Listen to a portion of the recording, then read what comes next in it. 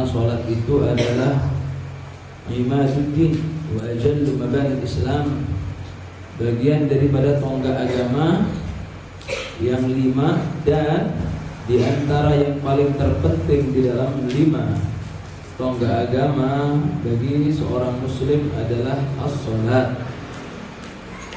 Sebagian ulama mengatakan barang siapa yang sholatnya lemah, maka imannya lemah, maka agamanya lemah. Barang siapa yang sholatnya kokoh dan kuat, maka imannya kuat dan kokoh. Inna salata tanha 'anil fahsya'i wal munkari. Salat itu dapat mencegah daripada fahsya wal munkar, mencegah daripada perbuatan-perbuatan yang tidak terpuji, perbuatan yang munkar. Bagaimana ada orang sholat tetapi mereka masih melakukan perbuatan yang tidak terpuji dan perbuatan yang munkar? Bagaimana? Itu menunjukkan bahwasanya sholatnya hanya amaliyah saja, tetapi tidak dilakukan dengan hatinya, hanya jasadnya saja. Maka ayyuhat thullab yang dimuliakan Allah Subhanahu wa taala, hadirun wal mustami'un, yang hadir dan yang mendengarkan, bahwasanya sholat itu bukan hanya sekedar kewajiban. Makanya ulama, bila mana sholat itu sudah dianggap sebuah kebutuhan, maka orang tersebut tidak akan pernah meninggalkan kebutuhannya. Sebagaimana kita membutuhkan makanan, maka tidak ada satupun di antara daripada kita yang meninggalkan makanan. Kenapa? Karena makanan itu adalah sebuah kebutuhan hidup bagi kita. Ada orang bilang, kalau saya tidak makan, saya mati. Kalau saya tidak punya uang, maka saya tidak bisa makan. Kalau saya tidak makan, maka saya bisa mati. Karena mereka sudah menganggap kebutuhan itu uang, kebutuhan itu makan, sehingga bagaimanapun juga seseorang akan berusaha semaksimal mungkin untuk mendapatkan kebutuhannya. Ada seorang pengusaha yang jelas-jelas kelihatan mata, di depan mata dia mendapatkan tender nilainya 10 miliar. Jelas itu. Besok kamu ditunggu bupati di kantor bupati karena akan tanda tangan tender senilai 10 miliar. Maka pengusaha itu sudah pasti mengatakan bertemu dengan bupati untuk tanda tangan tender 10 miliar ini adalah sebuah kebutuhan. Kalau saya tidak ketemu bupati besok, maka tender ini akan hilang. Kalau sudah tender ini akan hilang, maka tidak akan bisa saya gapai ini rezeki. Anaknya sakit parah. Masuk rumah sakit, sudah pasti si pengusaha ini akan mengatakan kepada istrinya, "Ma, temani saja anak kita ke rumah sakit. Ayah hari ini janji dengan bupati untuk tender 10 miliar. Nanti setelah dari kantor bupati, ayah akan mengejar ke rumah sakit." Apa yang dijawab oleh istrinya? Pasti istrinya akan mengatakan, "Oh iya ayah, berangkatlah, biar anak urusan mama." Kenapa? Karena kedua-duanya menganggap itu adalah sebuah kebutuhan. Berangkat ya. Tetapi ayyuhal ibad rahimakumullah, sangat banyak di antara daripada kita yang belum menganggap sholat itu bagian daripada kebutuhan, sehingga ketika ada sesuatu yang menghalanginya untuk menunaikannya karena itu bukan kebutuhan, dia menganggap remeh itu sholat. Menganggap remeh sholat. Kenapa tidak sholat? Sarung saya kotor. Kenapa tidak sholat? Celana saya kotor. Dalam perjalanan, alasannya bermacam-macam. Kenapa tidak sholat?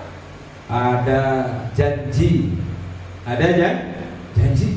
Sebab dia tidak menjadikan sholat sebuah kebutuhan. Ketika sholat menjadi kebutuhan, maka sholat akan menjadi segala-galanya.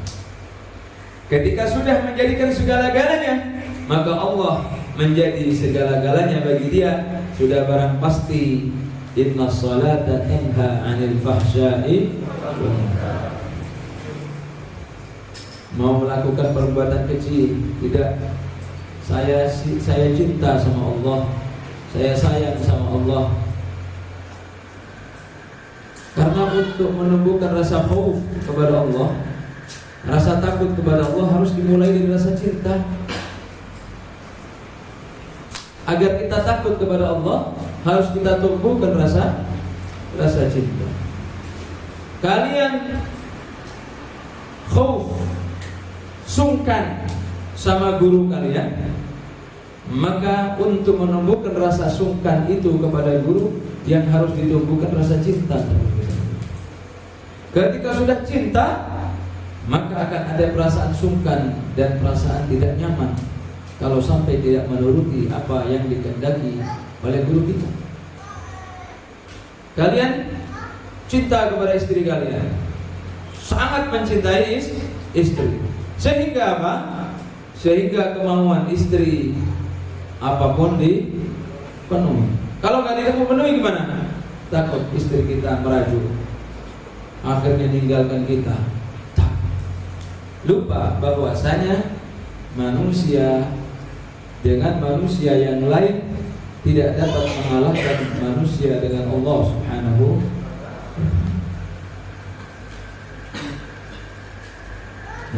Itulah. Qala Syekhul Islam Ibnu Hajar fi Mukhtasar al-Idah al-Hadar min at-taqsir fi salatik fa innaka law hajjata alf hajjatin وضيعت صلاة أو أخرتها عن وقتها كنت خاسرا وكان تركك للحج خيرا لك.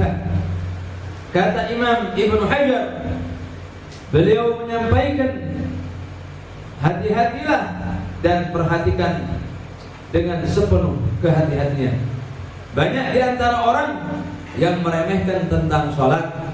Ketahuilah, andai kata Anda melakukan 1000 kali haji, tetapi Anda meninggalkan satu salat dengan meremehkan salat, atau sengaja Anda mengakhirkan salat tanpa ada uzur dengan perasaan meremehkan salat, ketahuilah salat Anda yang 1 kali itu lebih baik daripada 1000 haji. Salat kita yang 1 kali salatan itu lebih baik daripada 1000 haji. Andai kata Anda meninggalkan kewajiban haji Anda, itu lebih baik daripada Anda mengakhirkan atau meninggalkan daripada kewajiban salat Anda. Tanpa ada udzur. Lagi nonton sinetron, ada waktu adzan, Allahu Akbar, Allahu Akbar. Wah, lagi seru ini. Toh waktunya zuhur masih panjang, nanti sajalah.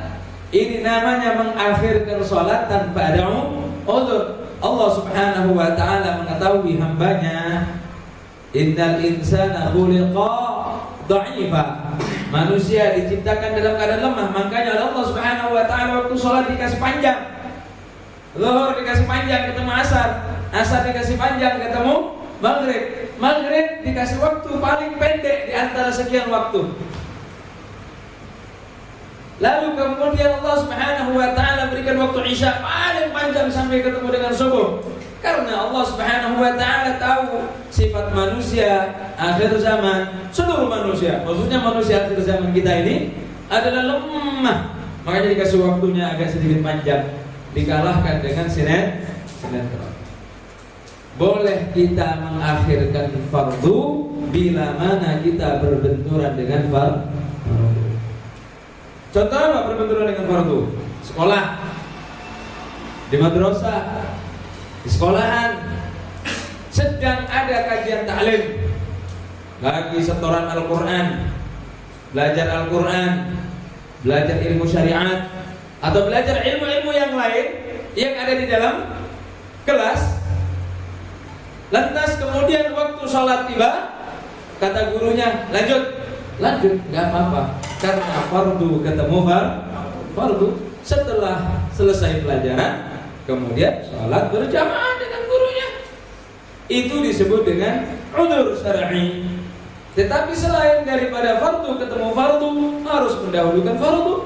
Tidak ada ceritanya perkara sunnah mengalahkan perkara fardu, apalagi perkara mubah.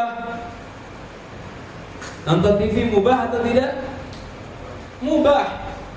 Makan mubah apa tidak? Mubah. Diam tanpa ada maksud mubah atau tidak? Mubah. Gak ada perkara mubah mengalahkan daripada perkara fardu. Kecuali di dalam ilmu fikih dijelaskan mana yang lebih dahulu, makan dulu apa sholat dulu. Ketika kalian dalam keadaan lapar, maka makan lebih dulu daripada sholat lebih dulu. Kok bisa? Makan kan mubah? Iya, daripada kalian sholatnya ingat nasi. Allahu Akbar, ingat sambal, ingat nasi goreng, waduh lapar keroncongan, waduh ingat nasi bungkus, ingat nasi rendang, ingat nasi macam-macam. Jadi kata ulama, dahulukan makan dulu, urusan perutmu diselesaikan. Sehingga apa? Sehingga ketika kalian sholat sudah gak memikirkan apa? Makanan lagi. Ya. Jadi kalau umpamanya dalam keadaan lapar, tiba-tiba datang waktu makan. Makan dulu, baru sholat.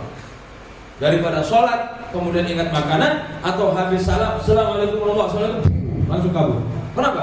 Buru-buru cepat makan dulu. Nah, maka dengan demikian sholat kita yang satu itu lebih utama daripada haji.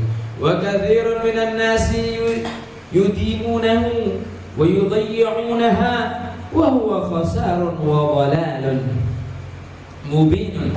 Banyak di antara daripada orang mendahulukan kepentingan haji, tetapi dia meninggalkan sholat. Itu adalah sebuah kerugian yang nyata. Dan bahkan ulama juga menyampaikan bahwasanya barang siapa orang yang menjadikan ziarah kepada Rasul sallallahu alaihi wa alihi wasallam, ini ziarah Rasulullah loh, ziarah Nabi Muhammad. Andai kata enggak ada Nabi Muhammad, adakah kita semua? Enggak ada. Manusia diciptakan, dunia diciptakan, seisinya ini, langit dan bumi, harus bahkan surga diciptakan. Karena apa? Karena Allah menciptakan Nabi Muhammad, menziarahi Nabi Muhammad. Siapa yang tidak kepengen ziarah kepada Nabi Muhammad? Bahkan kata Al-Habib Ali bin Ahmad As-Sagaf, bahkan ulama menyampaikan menziarahi Nabi Muhammad itu adalah sebuah perkara yang indah, perkara yang sangat diidam-idamkan. Tetapi orang lebih mementingkan ziarah kepada Nabi Muhammad, tetapi dia meninggalkan salat dan bahkan meremehkan daripada salat. Tidaklah lebih mulia, tidaklah lebih baik, dan bahkan 1000 kali kalian berziarah kepada Nabi Muhammad itu akan menjadi sia-sia. Yang memerintahkan sholat siapa? Allah. Diperintahkan kepada siapa?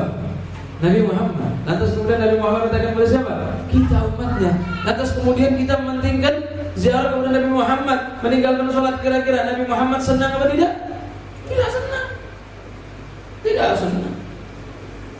Contoh saja, orang tua kita, mewajibkan kepada kita. Apa mewajibkan kepada kita? Kata orang tuanya, nah, selagi ayah keluar dari rumah, ayah kasih tugas kepada kamu, jangan meninggalkan rumah sama sekali. Jangan meninggalkan rumah sama sekali. Hati-hati. Kalau sampai kamu meninggalkan rumah, ayah marah. Siap. Akhirnya apa?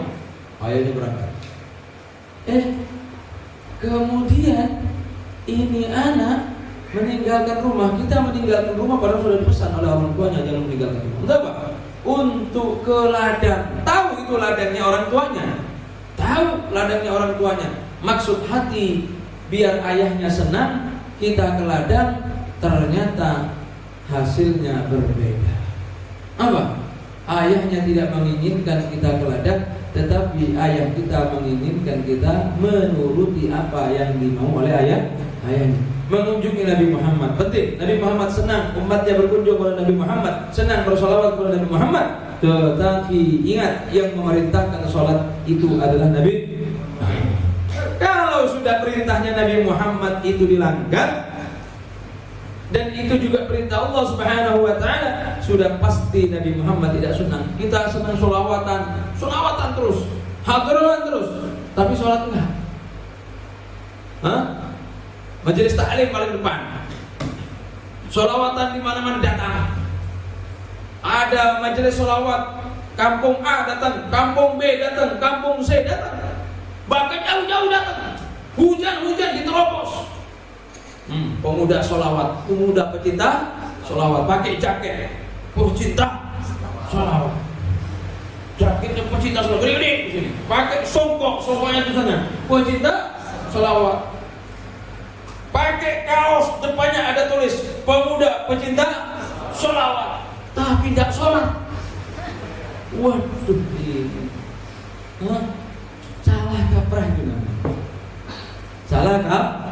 Perkara sunnah mengalahkan perkara wajib. Kalau Anda pecinta sholawat, kalau kita pecinta sholawat, kalau kita pemuda pecinta sholawat, tunjukkanlah bahwasanya kita cinta sholat.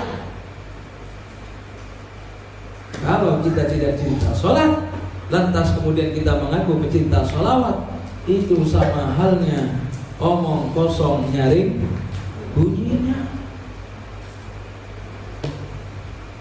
Nah,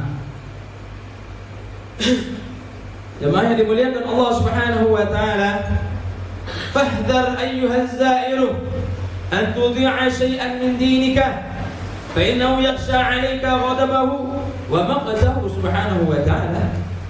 Hati-hatilah wahai pecinta-pecinta Allah dan pecinta Rasulullah yang senang ziarah kepada Rasulullah, senang salawat kepada Rasulullah, tetapi engkau meninggalkan kewajiban yang menjadikan Tuhanmu marah dan benci, niscaya apa yang kalian lakukan akan sia-sia. Nah, inilah manusia mempunyai sifat yang lengkap di dalam dirinya. Sholatnya manusia yang satu, ibadahnya manusia yang satu ini lebih utama daripada ibadahnya malaikat yang puluhan tahun, ribuan tahun. Bagaimana Allah Subhanahu wa taala berfirman di dalam Al-Qur'an, "Wa idz qala rabbuka lil malaikati inni ja'ilun fil ardi khalifah." Apa jawab malaikat? Qalu ataj'alu fiha wa yufsidu fiha wa yusfiku dima. Malaikat menjawab ketika Allah Subhanahu wa taala, "Ya malaikat, aku ciptakan khalifah di muka, khalifah di atas muka bumiku adalah daripada golongan manusia." Malaikat menjawab, "Ya Allah, tidak salah menjadikan manusia sebagai khalifah, pemimpin, tiruan yang harus ditiru. Sedangkan mereka manusia banyak melakukan kerusakan, menumpahkan darah. Manusia yang diketahui hanya itunya oleh malaikat. Mereka tidak tahu bahwasanya yang hanya sanggup menampung sifat maksiat, sifat nafsu, amarah, itu manusia. Malaikat tidak sanggup. Allah Subhanahu wa taala itu lebih mengetahui daripada makhluknya. Makanya di dalam kitab dijelaskan, di tafsir dijelaskan, malaikat mengetahui apa yang hanya Allah Subhanahu wa taala kasih ilmu kepada mereka. Wa'allama Adam al-asma'a kullaha thumma 'aradahum 'ala al-malaikah faqala anbi'uni bi asma'iha. Apa jawab malaikat? Qalu subhanaka la ilma lana illa ma 'allamtana. Akhirnya ada di antara daripada malaikat supaya lebih tahu, supaya lebih taslim, supaya lebih menerima apa yang telah menjadi keputusan Allah Subhanahu wa taala. Diberikan percontohan oleh Allah Subhanahu wa taala, dua malaikat diturunkan ke atas muka bumi Allah. Lalu kemudian diberikan sifat sebagaimana sifatnya manusia, diserupakan serupa manusia, dikasih ujian sebagaimana ujian manusia. Karena malaikat mengatakan, manusia kok bisa dipilih menjadi khalifah, sedangkan mereka suka menumpahkan darah, suka khilaf, suka oleh Allah diuji coba, dipertemukan dengan wanita yang cantik. Sampai di dalam kitab disebutkan wanita ini namanya Zahra, wanita yang merekah, putih, cantik, yang tidak dapat ditolak oleh siapapun manusia yang melihat sosok wanita yang merekah ini, yang cantik. Apa yang terjadi? Kedua-duanya terpesona dengan kecantikan ini wanita. Lantas kemudian diajak oleh wanita ini untuk mabuk-mabukan, diajak oleh wanita ini untuk pesta pora, asik-asikan, lalu kemudian diajak berzina. Malaikat ini hanya bisanya itu saja. Dari Allah Subhanahu wa taala memanggil kedua malaikat Harut Marut, gimana? Sanggup kamu jadi manusia? Tidak ya Rabbi, tak sanggup. Ternyata manusia itu hebat. Jempol. Saya tidak sanggup memikul nafsu ini. Tidak sanggup. Hidupnya setiap hari, siang dan malam, berganti hari, berganti bulan, berganti minggu, bulan, tahun, maksiat terus. Akhirnya apa? Kata Allah Subhanahu wa taala, malaikat dua ini ditanyakan, kalau sudah kamu bermaksiat, apa yang harus saya lakukan? Walhasil ceritanya kurang lebih demikian. Malaikat mengatakan, tahu bahwasanya setiap yang salah harus dihukum. Ditanya oleh Allah Subhanahu wa taala, kamu mau dihukum di dunia apa mau dihukum di akhirat?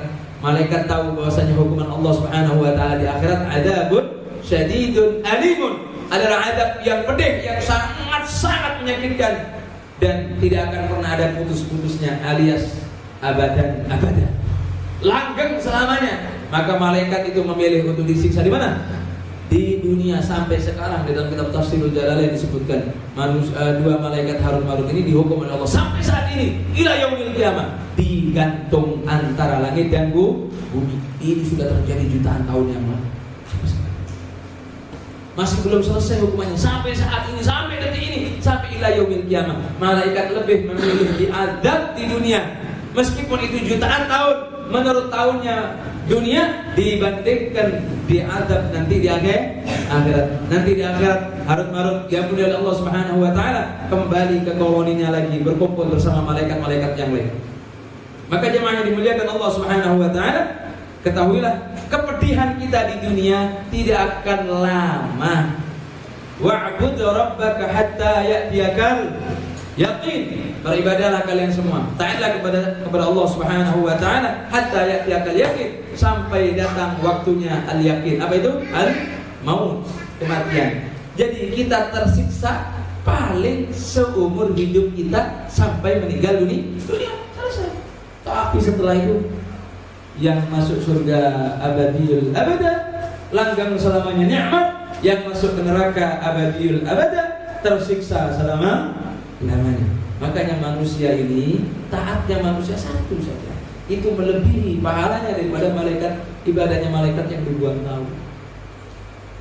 Kalian mengaji, taat, cinta kepada Allah, nangisnya kalian, tetesan kalian ini, itu lebih mulia daripada ibadahnya malaikat yang ribuan tahun. Makanya jangan sia-siakan kita selama hidup di dunia ini. Manusia al-insan mahallul khata' wa nisyan. Betul. Tetapi ingatlah bahwasanya sebaik-baiknya khata'in at-tawwabun, sebaik-baiknya orang yang salah adalah orang yang bertobat di jalan Allah Subhanahu wa taala. Siapa di antara diri kita yang enggak salah? Semuanya salah, termasuk saya. Siapa yang di antara diri kita yang tidak pernah maksiat? Semua maksiat, termasuk saya. Tetapi sebaik-baiknya orang yang banyak maksiat adalah orang yang selalu bertobat kepada Allah Subhanahu wa taala. Oleh karenanya Rasul sallallahu alaihi wasallam mengajarkan kepada kita untuk jangan lepas setiap hari beristighfar. Beristighfar kepada Allah.